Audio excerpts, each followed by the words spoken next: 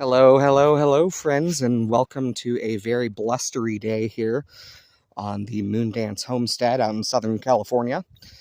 I just thought I would post a little video. It's been a couple years since I've done a real serious update, but now seemed like a really pertinent time because a lot of my goals are finally coming into place. When I started this homestead, this hill that I'm standing on right now was pure sand. Completely dusty. If you picked it up, it would be very fine between your fingers. You wouldn't think anything would grow here at all.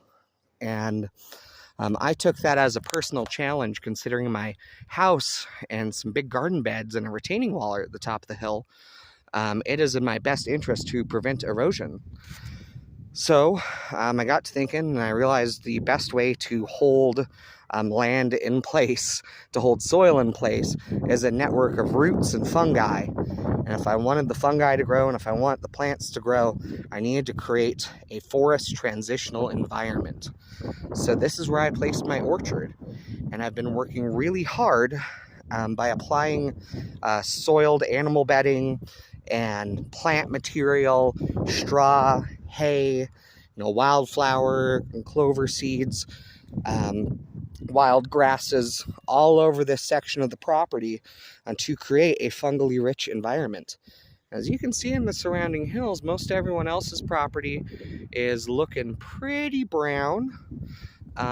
Some folks way off in the distance scrape their entire property clean of any vegetable matter, which is begging for erosion and dust storms.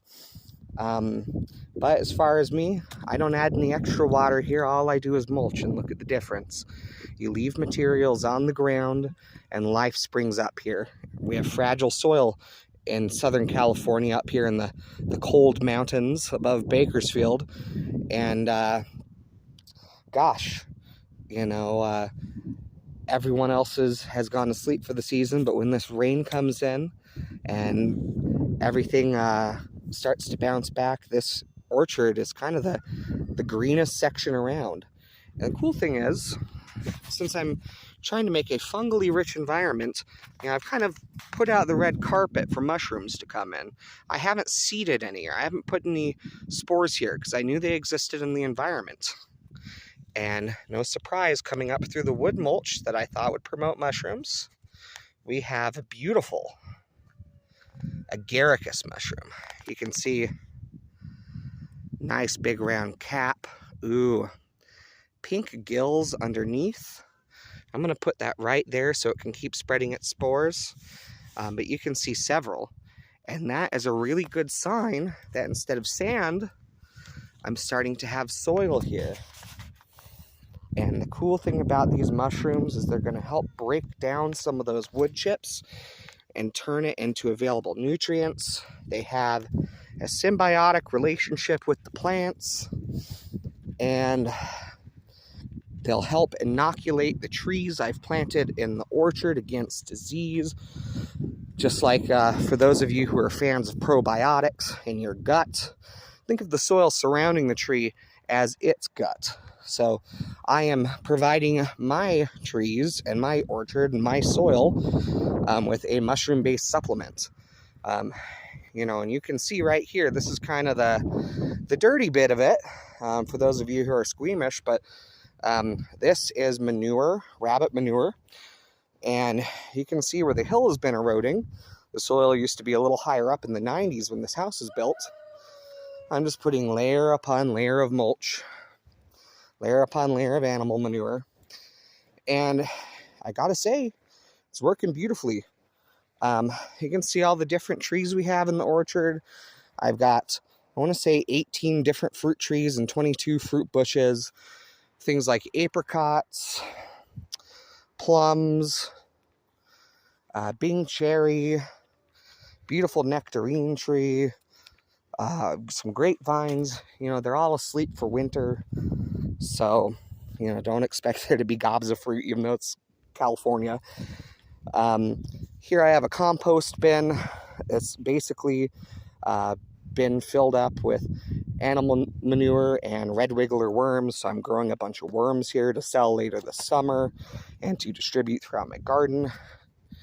Got my raised beds here out in the orchard. Since I'm out here working a lot anyway, it made a lot of sense just to put the garden beds in the orchard. You can see it's all fenced in. Very few animals get in, usually just squirrels when they do. But yeah, I built this out of old pallet material. You can see there's shredded cardboard boxes in there. We try not to waste anything on the property.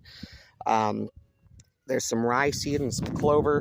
What I've done is I've gone through the raised beds today to take advantage of all the moisture we've had. And I put some rye seed in them to grow over the winter and a little bit of clover. What that's going to do is it's going to create, again, that network of roots that will keep the plants, or keep the soil rather, from blowing away and help hold it in with this excessive moisture we're getting. We don't want all those nutrients running away. So the plants will absorb those, and eventually in the spring I can till those under or mulch over them and crush them to kill them. And the nutrients stored in those plants will go back in the soil, adding more organic material and soil structure. Up here is a bed that I did a cover crop recently. You can see it's a couple weeks ahead, just with how I've had to space out things with my time. But it's got clover, hairy vetch, rye, several species of clover, and I'm going to say cowpeas. Some have come to the top. But yeah, I just spread that over the bed. Little layer of actually wood chip animal bedding mulch, which, you know, I know you shouldn't add wood mulch under your soil because it can use up extra nitrogen. But these crops I planted are actually nitrogen fixing cover crops. So they're going to pull nitrogen from the air and add it to my garden beds. So it's preventing erosion, preventing soil loss, and enriching the bed for next year. And it's so cheap. It's something I do every year. Another worm bed there. This is a finished compost bed that I've cover cropped. So the cool thing about all these cover crops of rye and clover I'm growing right now is that I'm going to be able to feed the rabbits that I have on the property with all that rye. So I'll be harvesting it all winter so it doesn't go to seed, and so I don't keep having rye there year over year. Done this a couple times before. It has worked. So here's my big Hugo culture bed. It's made out of cinder blocks. I just built it recently, so it's not fenced in yet. Oh boy, you can see another big agaricus mushroom coming in. So my plan does work here. We can see this section. I've started to plant some garlic here. This is going to be the first crop out of here. Garlic's not super hard on the soil, so it's an easy one for us to start with. Very easy to grow. I like to put a lot of stuff that you can just sort of set and forget in the winter, so I'm not working outside in the snow.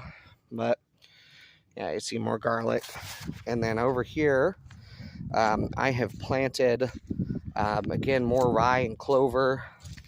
I have some Egyptian walking onions coming up. It's going to be kind of a mixed bed, but my rabbit shed's right over there. So that's where I raise my rabbits. They get plenty of ventilation. It's just closed up because of the storm. But yeah, and then here's some shallots coming in. So you can see in the allium beds, I've mulched entirely with shredded cardboard.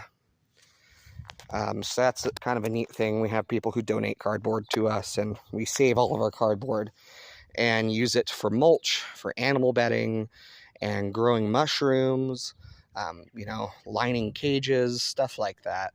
And, it's really useful and it's free. But you can also see, I guess this will be the last thing I show you, my front yard. This is what I was saying used to be hard pan. So literally hard as a rock when I moved in.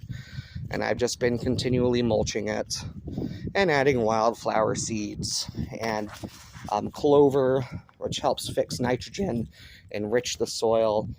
And I don't water it at all. I just kind of let things that'll grow naturally here grow in. I try not to let them get too wild.